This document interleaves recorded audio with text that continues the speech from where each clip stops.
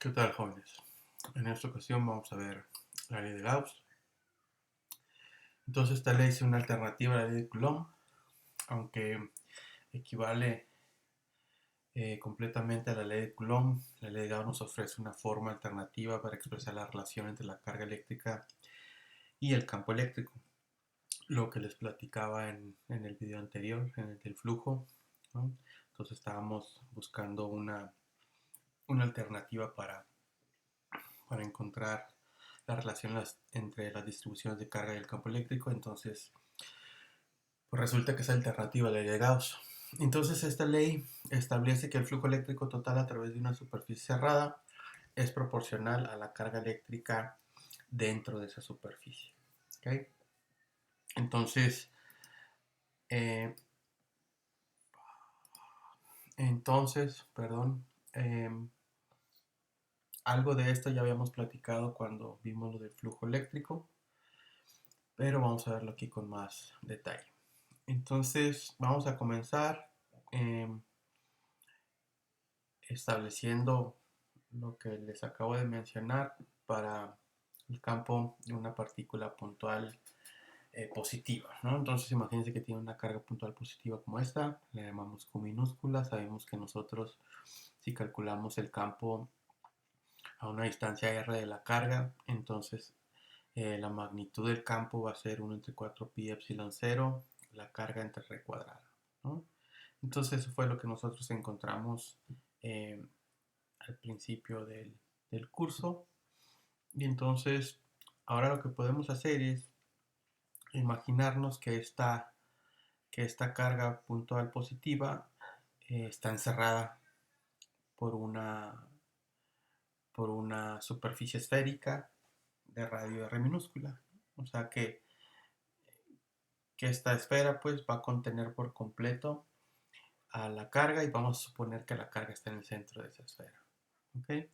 Entonces, si calculo el flujo que va a producir esta carga puntual positiva Q, pues entonces me voy a la definición del flujo, que yo sé que es E punto A, ¿no? En este caso, el campo y, bueno, el vector del campo y el vector de área apuntan en la misma dirección para cualquier punto de la esfera. Eso quiere decir que son vectores colineales o paralelos.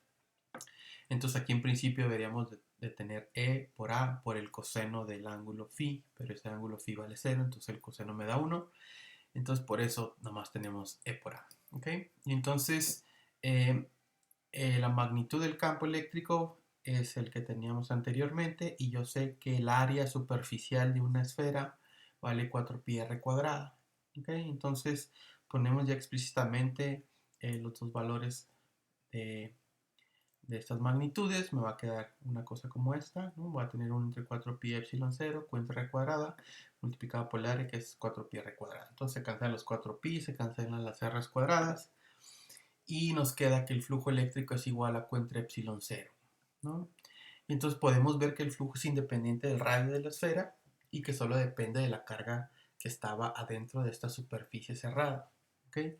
Entonces eso es algo que también habíamos concluido en la parte cuando vimos el flujo eléctrico, ¿no? Entonces vimos que si duplicábamos, por ejemplo, la carga dentro de una superficie, aumentaba el flujo en forma proporcional, pero que si aumentábamos el tamaño de la cajita esta que teníamos, el flujo seguía siendo el mismo. Entonces, pues con este resultado volvemos a comprobar esas partes, ¿ok?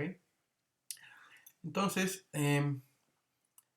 la otra manera en que podemos interpretar el resultado que acabamos de obtener, pues es mediante las líneas del flujo, ¿ok? Entonces aquí tenemos una esfera de radio R y una esfera de radio 2R, ¿no? Entonces cada una de estas son centradas en la carga, como en el ejemplo anterior. Entonces podemos ver que las líneas que pasan por la esfera pequeña pues también pasan por la esfera grande. Por lo tanto, el flujo en las dos esferas es el mismo. ¿Okay? Entonces esto también lo vimos con las cajitas. ¿Okay? Y entonces, bueno, o sea, vamos a tener ahora, ¿qué pasa si, si en lugar de tener estas dos esferas concéntricas tengo una esfera de radio R, pero la otra superficie cerrada pues es una superficie eh, pues que no tiene forma esférica, ¿no? Sino que tenga una forma irregular. Entonces podemos ver que aquí, eh, por ejemplo, el vector de campo eléctrico que pasaría por la esfera, digo, por la superficie irregular, tiene esta dirección, ¿no? Pero entonces yo no me puedo asegurar de que este vector, como al ser una superficie ya irregular, no necesariamente este vector de campo eléctrico es perpendicular a la superficie en ese punto, ¿no? Entonces, lo que tenemos que hacer es agarrar y proyectar este parchecito de la esfera irregular sobre la esfera de radio R, así como está en esta otra figurita. Y entonces vemos que el que tenemos que tomar en cuenta, acuérdense que es el que es perpendicular a la superficie, ¿no? O sea, la componente del campo que es perpendicular a la superficie. Entonces, en este caso, eh, le llamamos E perpendicular. Tenemos un parche que tiene, eh, que tiene un valor de dA, ¿no? O sea, es un diferencial de área. Y entonces, pues, ese parche proyectado sobre la esfera de radio R va a ser de A coseno de phi. ¿Ok? Y entonces, eh, es el que nos va a dar el, eh, el área por donde vamos a calcular el flujo, ¿no? Y entonces, pues, aquí nomás ponemos lo que les acabo de decir. Entonces, tomamos el elemento este de área de A, de la superficie irregular, lo proyectamos sobre la esfera de radio R. Resulta que tenemos un dA coseno de phi, por lo tanto, el flujo a través de esta superficie irregular pues va a ser EA coseno de phi, ¿no? Entonces,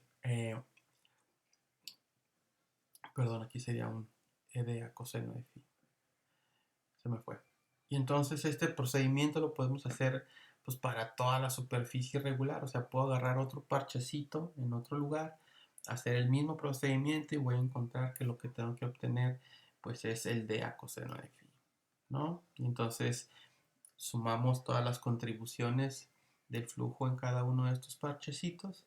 Entonces nosotros ya sabemos que eso eh, quiere decir que tenemos que integrar, pues, ¿no? Y por lo tanto el flujo total a través de una superficie irregular nos queda como en la ecuación 26, ¿no? Entonces el flujo eléctrico va a ser igual a la integral, perdón, a la integral de superficie. Este circulito en la integral quiere decir que es una integral de superficie de punto de A, ¿ok? Y eso tiene que ser igual a Q entre epsilon 0, ¿no? Porque Q es la carga que teníamos aquí en nuestras superficies, ¿ok? Entonces, eh, de este mismo resultado podemos eh, encontrar que si dentro de esa superficie no hay ninguna carga, entonces la ecuación anterior pues la tengo que igualar a cero, ¿no? Porque si no hay carga, pues esta integral me tiene que dar cero, ¿vale? Entonces, ya con esto nosotros podemos enunciar la ley de Gauss eh, de la siguiente manera, ¿no? Entonces el flujo eléctrico total a través de una superficie cerrada es igual a la carga eléctrica total, ¿no?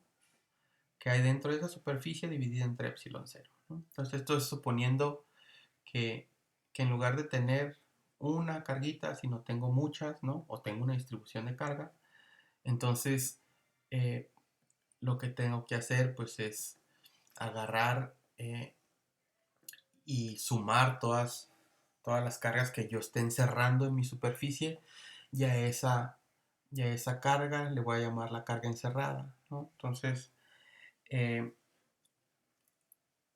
en términos matemáticos, pues, la ley de Gauss es esta ecuación 28 que está aquí. Me dice que el flujo eléctrico es igual a la integral de superficie del vector o del producto punto entre el campo eléctrico y el vector de diferencial de área, y eso va a ser igual a la carga encerrada por la superficie entre epsilon 0.